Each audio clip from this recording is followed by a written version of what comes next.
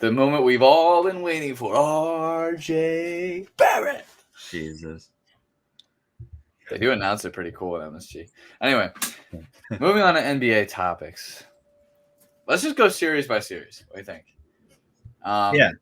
Let's go through the Eastern Conference semifinals results real quick. Mm-hmm. So first, the Bucks and Celtics, so that series obviously went 7 games. Mm-hmm. Celtics won it in Game 7, and they didn't win by just a small margin. They absolutely blew out the Bucks. Yeah. I'm glad that I didn't really have a preference of who won here, but I'm glad the Celtics kind of pulled it out. They played insanely good basketball. The Bucks, without Chris Middleton, had no answer for Grant Williams, who was just left in the corner over and over and over. But 7 you can't leave threes. a 40% shooter from 3 in the corner, 50% from the corner threes. What are you doing? I mean, I know they had to because they had to put more focus on Jason Tatum, who has become probably in my opinion, one of the best overall players in the NBA. I think this superstar in the making. Yeah, he's 24, which makes me so upset because how far off are we? Jesus. But yeah, I mean, what do you think? Do you think they win this with Chris Middleton? So yes, I do. I do think that they have a better chance at winning it with Chris Middleton. Celtics, I'm not a big Knicks fan, but really, I probably, if there's any team in this league that I really dislike, it's the Celtics, just because of the rivalry and various other reasons. A lot of anger with losing Al Horford, and him going from being a great player on the Celtics to literally doing Jack Diddley on the Sixers to now being a great player again. I'm not a big fan of Marcus Smart, but that's besides the point. I just think, regardless of the hatred that I have for the Celtics, they have the hardest and most impressive path of getting to the NBA Finals, just because of they play the Nets. They're the favorite in that series, but they still sweep them, which was a statement in itself. Mm-hmm. They go on to play the Bucks, the defending champs, and I still thought, as good as the Bucks are, the Celtics are the better team in the series. And then just kind of being down 3-1 and coming back and having to win in Milwaukee, and they had a big win there. And without Giannis, this, series would have been a sweep, no doubt. But Giannis was just unstoppable. And then in Game 7 on Sunday, Giannis was just missing everything. He still had a great game, but he was missing everything. They kind of found a way to contain him. Grant Williams hit 8 threes or something. He just wasn't missing. Jason Tatum said after the game, because Grant Williams shot the most shots out of any player on that team that game. He took 16 threes or something. I think he led the team too in points. I think he led the team in points that game. Yeah, too. I think he had 27 points, and Jason Tatum's that's never happening again. But thank God it happened because led to a big W. Even these no-name guys like Pritchard, he had a great game. Peyton Pritchard. Yeah, Peyton Pritchard hitting these step back threes gives us white boys some hope. He's from Oregon. Yeah, but they were just a better team in my opinion in the series. I'm not surprised at all that the Bucks blew the lead. But like you said, if they had Middleton though, I think it's a very different outcome. I think so too, because also Middleton would have been on Tatum, and that would have been really tough for him because Middleton is an all-time defender. Giannis, this is such an. I mean, I knew this, but this is such a nuts stat to look at. Giannis was that entire team. Yeah, I mean, quite literally, because he had a total. This is a NBA record that no one's talking about because they lost. Giannis had a accumulated total of 237 points, and this is in the 7-game series, which is an average of 33.9. He averaged 33.9 points per game, 14.7 rebounds, and 7.1 assists. just like that's crazy. He's the first player ever in NBA history to average to post 200 points, 100 rebounds, and 50 assists in a series. It's just Yeah. crazy. Like you said, he was literally their whole team. He is probably so exhausted and beat right now. Like, oh yeah, other than maybe Drew Holiday, Drew he Holiday had played he great had too. yeah, he wasn't great either, and he had no help. He had Brooke Lopez, who was hurt all year, didn't do anything. Bobby Portis, who was so great last year in the finals, didn't do anything. Grayson Allen, Grayson Allen got more minutes than he should have gotten, but they kind of had to give him that time. Pat But then, Connaughton didn't play well. yeah, Either. Pat Connaughton didn't do much. It was all Giannis keeping them in that series. Mm-hmm. It just kind of shows, like, I mean, the Celtics have a lot of depth, have some depth, and the the Bucks didn't have any. I think losing PJ Tucker was huge for them in the offseason. That would have been another big body that they could have used, and yeah, it just wasn't enough. Which is it was a great series. The last game was not great, but it was cool to watch Jason Tatum like kind of on the rise. Yeah, and then talking about the other Eastern Conference series, just to kind of rip this Band-Aid off quickly, the Sixers, Yes. they just, they're a headache. They're frustrating, but it was just such a weird roller coaster of a series because they spank us in the first two games, and the second game they didn't really spank us, but they still take a 2-0 series lead. They handle their business at home. If Embiid was in those games, I don't really even know if it would have been a different outcome, to be honest. But not having Embiid in games 1 and 2 hurt. He comes back home, and then it's like, I'm like, you know what? Maybe we can win one game at home, but we won both those games pretty easily. So it's like, wow, we have a series on our hands. Like, let's go. Like, let's go back to Miami and put some fight in there. Like, James Harden finally showed up. And then we go to Miami and they absolutely spank us. We didn't stand we didn't stand a chance. It was humiliating. Like, Embiid had no business being out there. You could just see it. Like, he was so exhausted. We come back home. We're like, you know what? Let's carry this momentum and try to find a way to even this series up, even if we lose in 7. And Embiid was like, he was on the floor more than he was standing on his feet. Like, he just kept falling to the ground. You could see he's just beat up left and right, and he had no help. And that's what, like, it comes down to. Like, you look at the Bucks, for example, you need guys who can support your best player, and nobody supported Giannis. Well, similar thing with the Sixers. Nobody supported Embiid.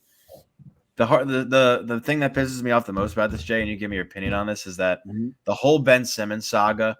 We trade Harden, we give away all of our chips to get Harden, and you bring a guy in where, if you flash back to last year, didn't take one shot in the fourth quarter. I think in like any of the games in that series against the Hawks. So you bring Harden in, and you're like, just shoot the ball. Even if you go 0 for 20 in the fourth quarter, just shoot the ball. He scores 11 points in the first half, takes 2 shots in the second half. It's just frustrating. It's very frustrating. My opinion is, so I'll say, like, I completely agree with you. So the first 2 games, it was not even close. The second 2 also was not even close. And I was like, damn, like, look, I mean, Embiid is insane talent. No one's denying that. Does he flail? Yes. It is infuriating to watch him, Harden, and Butler in one game. It is, like, as a basketball fan, it's infuriating to watch that, where they just all flail. They always get the call, every one of them. And Jimmy Butler's included in that. Jimmy Butler is maybe one of the best in the NBA at doing that. Yeah. And it's so infuriating to watch that whole thing. But regardless, that's a part of the game, and it is what it is. And I feel like, and I said this when Harden got traded, I really felt like he lost a step, and I still believe that. I think the Ben Simmons thing makes it worse because of the fact that he only attempted 2 shots, but he has been, like, not worth what they gave, especially if Ben Simmons turns into, like, being what he was or something like what he was, if he can ever figure it out, with his, whatever's going on with him, injuries and whatever. That will look like a very bad trade for the Sixers, especially because they didn't do anything again this year. This is like what, like the third or fourth year in a row that they made it to the I, Eastern Conference Semi yeah, and then I think lost. it's the fourth time in the past 6 years that It's they've yeah, lost in the second round. and it's a shame. Like that, I mean, again, like objectively, they're a great team. Doc, I thought, was such a loser for everything that he said, how he blamed his old teams.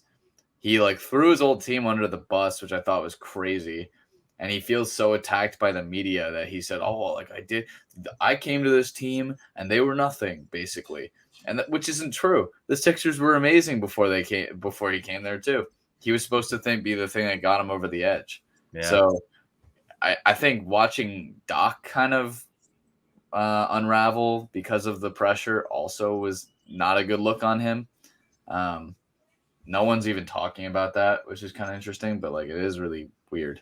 Um, yeah. the Heat were the better team in this series, and I mean, they had way more depth.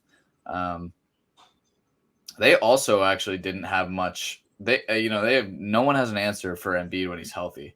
It's yeah, truthfully. Um, but it was a close matchup. Sixers ultimately lost in 6. Uh, yeah, I mean, we'll see what happens next year, but Harden's going to be commanding. I don't know if you saw the nonsense that Pat Beverly was saying that he was. I can't stand that. Oh That my was so god, disrespectful. But it was so disrespectful to Chris Paul, and on top of that, he also told first he's perfect for First Take. Of course, they had him on again. He they he was saying that he thinks that James Harden should get the supermax, and he will command something like that. And I think the Sixers, he might even opt into this year. It's possible. I feel like yeah, he doesn't deserve the supermax, but he obviously needs something. We needed he's to. still a great talent. He's just Yeah, not. it's not even that. It's just like after the trade, it's like, what are you gonna like? Imagine that hypothetically, like if we didn't give him a contract he wanted, and he's like, I want out, and it's like it's kind of like Yeah. Jimmy Butler all over again in a way, and it's just like you just kind of gave away Seth Curry, Andre Drummond, Ben Simmons for nothing Does that one hurt? For Paul Millsap. Like Jimmy's played so well. Does that hurt? Like watching it him? does hurt, but the one thing that pisses me off about it is what he said after the game when Oh, he like said Tobias. Tobias over me, because that's not true. That we It did not wasn't. choose Tobias over him. Jimmy did not want to stay. He made that clear. There was no leadership in the locker room. Maybe the Sixers didn't give him the money he wanted, but he wanted a new start. He didn't like he loved playing with Embiid, no doubt, but he didn't like Ben Simmons. He loved playing with JJ, but he just said there's no leadership in the locker room. Brett Brown is just a horrible coach. Yeah. So he just wanted out. He wanted a new start. He wanted to go to a team where he was going to be the the best player on that team. So at that point, when the decision was made, then they're like, "All right, Jimmy's not here, so we're going to give this max contract to Tobias," which was stupid. But that Tobias had comment a good pissed series me though. off because it wasn't true. Tobias had a good series. He did. He did. He finally stepped up and he had a good year. Like he didn't meet his expectations, but they're obviously going to keep him around. The offseason is going to be interesting because, in my opinion, it is make or break at this point. I think for the Sixers, like maybe they keep Doc for one more year, keep Harden around, but they need to get another playmaker in the offseason, or else Maxey took such a huge leap, which was like the Mm-hmm. best outcome of the season, in my Yeah. opinion. But they need to make moves, and if not, after flash forward a year, if the same bullshit happens again, Doc's out. Harden probably might not want to stay. And honestly, even though he's a Philly guy, I still don't know why Embiid would want to stay around if this nonsense is happening over and over again. I don't know. I think Embiid's a lifer. I think I he's hope not so going anywhere. too. But Well, as fun as this has been to harp on the Sixers, let's move on. The Suns. This one was crazy to me. mm, The last thing that I saw coming was the Suns getting blown out in their home stadium in Game 7. oh yeah, You want to speak a little bit on this? Because I actually was mind blown watching this game. I had yeah. no. everyone thought, the Suns were going to come home and win Game 7, even before the season started when they blew the 2-0 series lead and lost 4 straight to the Bucks. I thought they were going to bounce back this year, and I don't know if they were going to win, but just to get back to the finals, that was my prediction. And they had a 3-2 series lead, and I think that's when they pissed Luka off and said, and Yeah. he's like, everyone's, what did he say? Like everyone's hype when they're up. Everyone talks when they're up. Yeah, everyone talks shit when they're up, and went back to Dallas, handled his business, and came to Phoenix, and they just couldn't stop him. He was just as good as, if not better than Giannis was in that Bucks Celtics series. He scored 30 plus points, I'm pretty sure, in every single game. We have to check that, but he was just unbelievable that whole series. They had no answer for him. Mikal Bridges had no answer for him. And then in that final game, it was humiliating. They had 50 points, I think it was, by the fourth quarter, and it was a 50-point deficit by the fourth quarter. Oh, is that halftime? Luka had more points than the Suns did. Yes, and they asked him about it, and he said, he's like, "Oh, I know." Chris Paul didn't show up at all this series, and it's the same thing with Harden. Chris Paul was great this year, but he's not the Chris Paul he used to be. Devin Booker, you expected more out of him. I think he had 11 points, something like that. He didn't do anything. DeAndre Ayton didn't do anything. They ended up benching him. That's crazy to me. Yeah, and then just their surrounding guys who have been great all year, like Bridges, Cam Johnson, Landry Shamet, who was pretty good. They didn't step up at all. They didn't do anything, and very, very surprising. But the way they played, they didn't deserve to win that series. I think they matched up better, and we're going to give a better series to the Warriors. I could be wrong, but I think the Warriors are absolutely going to spank Dallas. You think so? If you asked me this a while ago, I would have agreed with you 100%. But my God, the Mavericks have blown my mind at what they have done this during this playoff run. I mean, he didn't score 30 in their loss. He scored 28. Oh no. All right, I don't know why I'm going game by game. This is so stupid. Anyway, so yeah, dude, I don't know. I mean, it's just like I hate that they just have all these scrappy guys. Like Jalen Brunson's been playing out of his mind. Jalen Brunson has played himself into a huge contract just because of what he's done, and he's been amazing. Don't get me wrong. And Spencer Dinwiddie had an awesome game. Yeah. And then they have these guys like Max Kleber and Reggie Bullock, and that one game where Dorian Finney-Smith hit 7 threes. Yeah. They make everybody around them better. They have a lot of the old Knicks players. So they have Reggie Bullock, they have Frank the Tank, who knew Neil Aquina, who has sucked always. I'm glad those boys are getting some run in there. I'm glad. I do think that we'll get to it in a second with the matchups, but it'll be a tough one with the Warriors. I don't think they match up very well on paper. Also, I love that Devin Booker was in the first game, he called him soft, and then Jalen Brunson, and Jalen Brunson just shrugs him off because he's also a tank for how small he is. Mm-hmm. Anyway, so the last one, Warriors, Grizzlies. I felt like once Ja left the series, there was no way they were going to win. Do you think the Grizzlies win that series if Ja doesn't get hurt? Interesting point. I don't think they win. I think it'll go to a game 7 if that happened, because Ja was playing out of his mind. Yeah, even in game 5, the Grizzlies blew them out, and they didn't have Ja. That one was okay. The game 5 one was so weird. The Warriors put zero effort into that game at all. Yeah, which is so bizarre. Yeah, and then even in game 6, it was close until really the fourth quarter. The Grizzlies kept fighting. I think that the Warriors would have pulled it out. I feel like they've been there before. They've been to these kind of games before. Yeah. I feel like in game 7 they would have pulled it out. I agree. And Dylan Brooks made a comment that I actually really agree with, is that yes, the Warriors have their number now and they're, talking all this shit, but I think that the Grizzlies are going to be the team to beat in the next 5 years or so, because I could see Steph, it. is getting older. Clay's getting older. They're still going to keep balling, but like as Draymond and them start to kind of plummet a little bit, and near retirement, the Grizzlies are going to be that up and coming team. They're all young guys: Jaren Jackson, Ja, Dylan Bane. Brooks, Desmond Bain. Not really Steven Adams, but I love Steven Adams. yeah, he Aquaman. cannot love him, He is. Aquaman. But He's literally Jason Momoa. yeah, they're just a young upcoming team, and they're going to be good year after year. Yeah, I completely agree with you, and they're so impressive. Ja really makes me not like him, but he really is. I mean, I can't deny how amazing he is. He does do a good gritty. I'm not gonna do it again because of the time that I fell, but But yeah, I think that the Warriors are just a better team, and at home they're a tough team to beat. tough team to Luca beat. will probably continue being Luca, but I just think they just have the better team, better leadership, better coaching. Not to belittle Jason Kidd at all, because he's been doing a great job, surprisingly.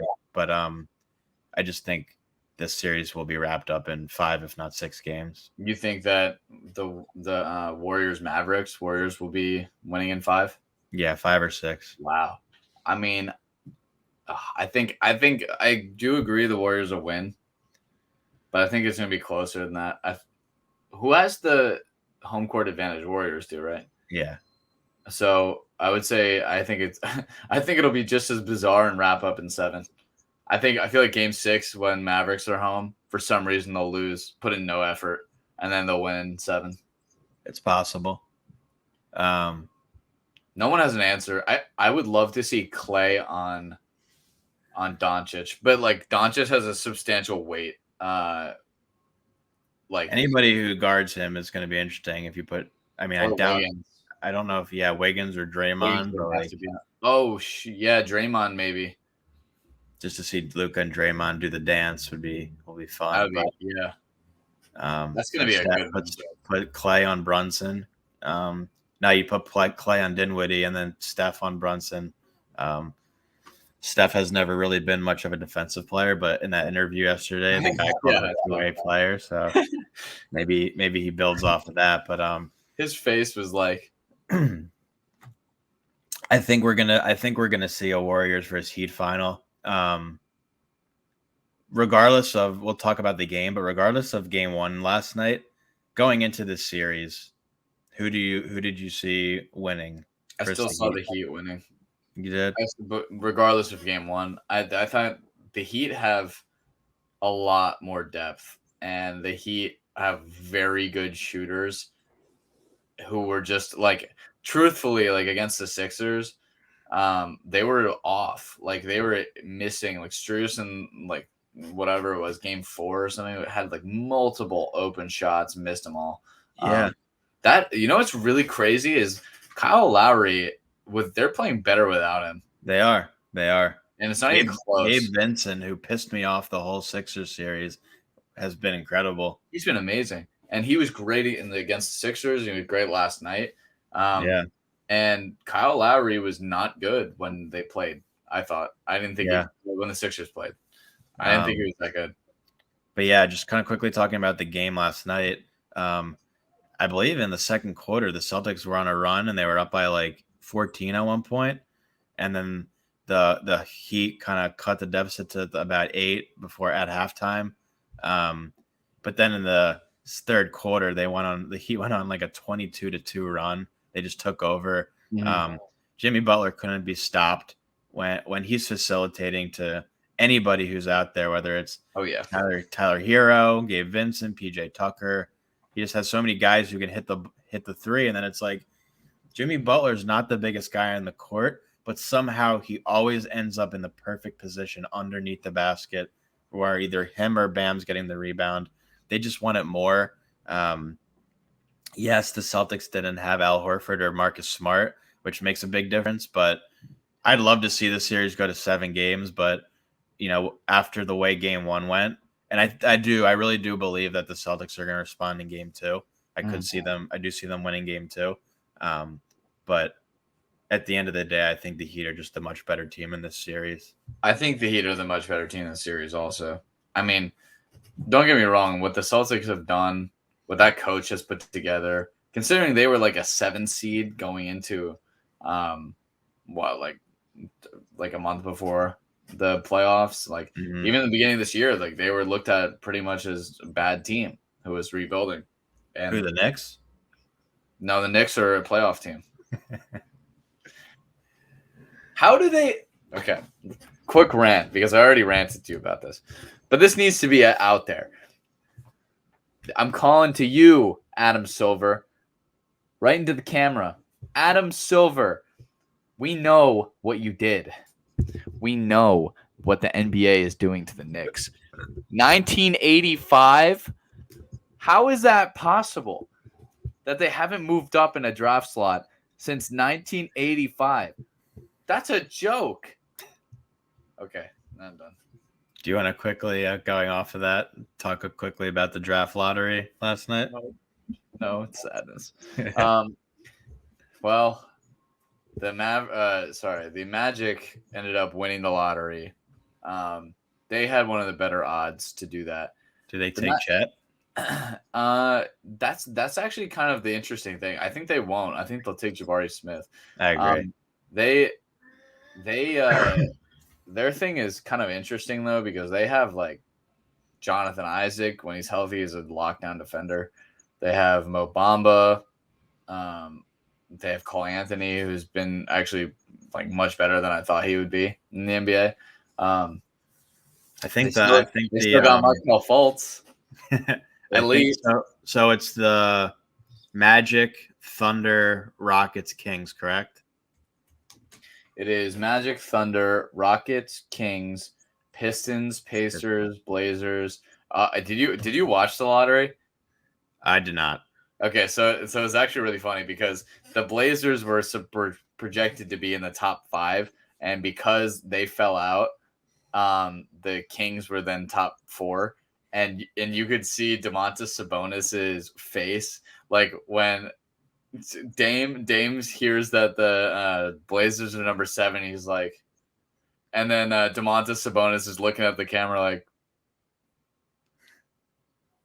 because the Kings somehow won the 4th pick, and I do mean one, but don't worry, the Knicks. I was basically shitting my pants. I was like, okay, here's the thing. The Knicks, I don't really understand the lottery system. It's really weird to me.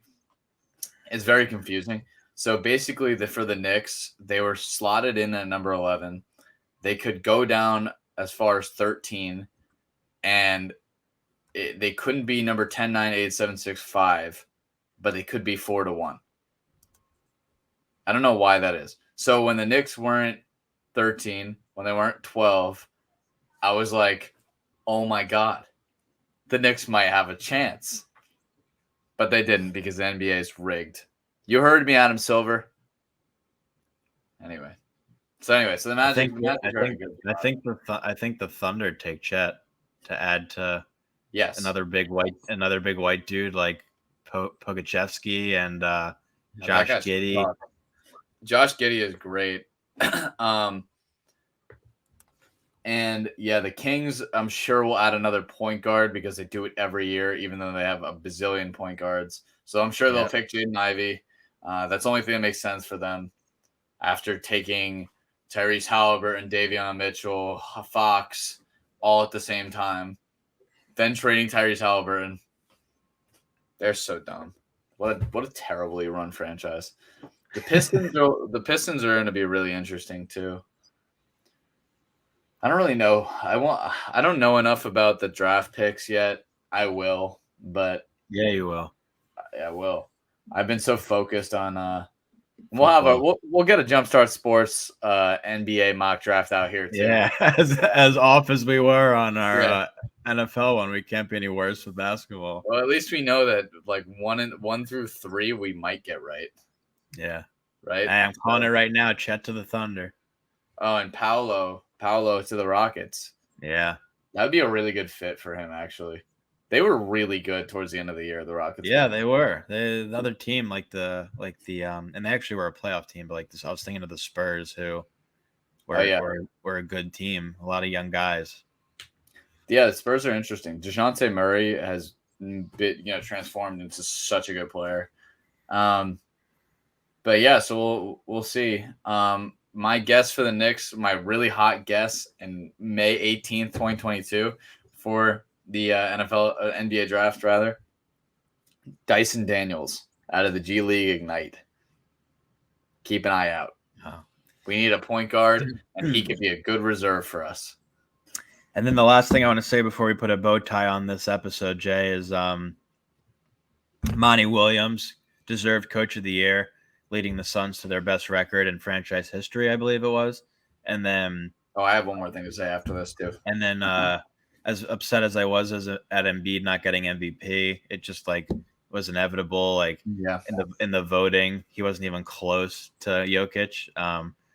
And even though I was pissed about that, the one thing that made me laugh was in Serbia when he got presented the award or found out about it when he was on that bike. He was getting pulled in like a wagon or something, and he was just like twice the size of it. And it's just classic Jokic, just being a goofball. You can't not like the guy.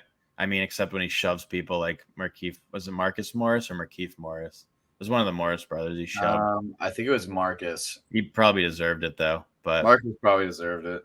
Anyways, congratulations to Jokic.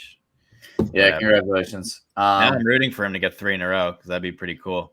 That would be cool. The Triple Crown.